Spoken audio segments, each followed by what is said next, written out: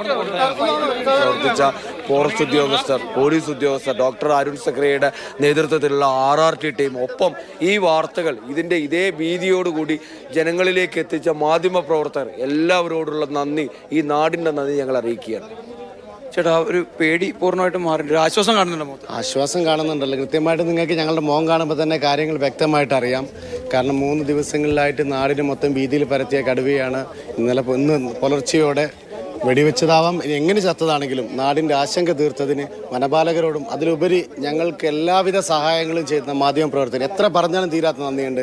എങ്കിലും നാടിന് വേണ്ടി ഞങ്ങൾ നന്ദി അറിയിക്കുകയാണ്. മാധ്യമപ്രവർത്തകരോടും വനപാലകരോടും അരുൺ സക്രിയ സഹകരണം പോലീസ് ഉദ്യോഗസ്ഥരോടും എല്ലാവരോടും ഞങ്ങളുടെ ഹൃദയമായ നന്ദി അറിയിക്കുകയാണ്. ഇത്രയും പെട്ടെന്ന് പിടികൂടാൻ കഴിയുമെന്ന് വിചാരിച്ചിരുന്നു? അത് ഞങ്ങൾക്ക്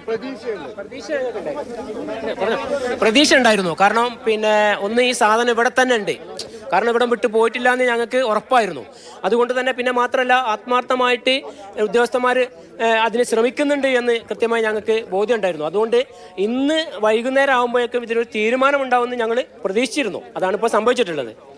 മന്ത്രി നടത്തിയ കൂടിക്കാഴ്ചയിൽ പറഞ്ഞ കാര്യങ്ങളൊക്കെ ആയപ്പോൾ ഒരു ഉറപ്പുണ്ടായിരുന്നു. അതിനും ഞങ്ങൾക്ക് പ്രതീക്ഷയുണ്ട്. ഞങ്ങൾ തന്നെയാണ് ആ ചർച്ചയിൽ പങ്കെടുത്ത ആൾക്കാർ, ഞങ്ങളൊക്കെ തന്നെയാണ്. അപ്പോൾ മന്ത്രി ഉറപ്പ് തന്നിരുന്നു.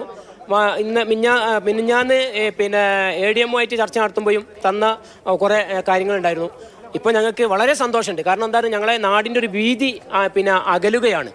അപ്പോൾ അതിൽ ഞങ്ങൾക്ക് സന്തോഷമുണ്ട്. അതോടൊപ്പം തന്നെ ഞങ്ങൾക്ക് ഈ സമരത്തിന് കൂടെ നിന്ന ഞങ്ങളുടെ പ്രിയപ്പെട്ട നാട്ടുകാർ, അതോടൊപ്പം തന്നെ ഞങ്ങളുടെ വിവിധ രാഷ്ട്രീയ നേതാക്കന്മാർ, ഞങ്ങളുടെ നാട്ടിലല്ലാത്ത ആളുകൾ വന്നിട്ട് ഞങ്ങൾക്ക് വേണ്ടി ഐക്യദാർഢ്യം പ്രഖ്യാപിച്ചിട്ട് ഈ സമരത്തിന് 2-3 ദിവസം പങ്കെടുത്ത മുഴുവൻ ആളുകൾക്കും ഈ നാടിന് വേണ്ടി ഞാൻ നന്ദി പറയുകയാണ്.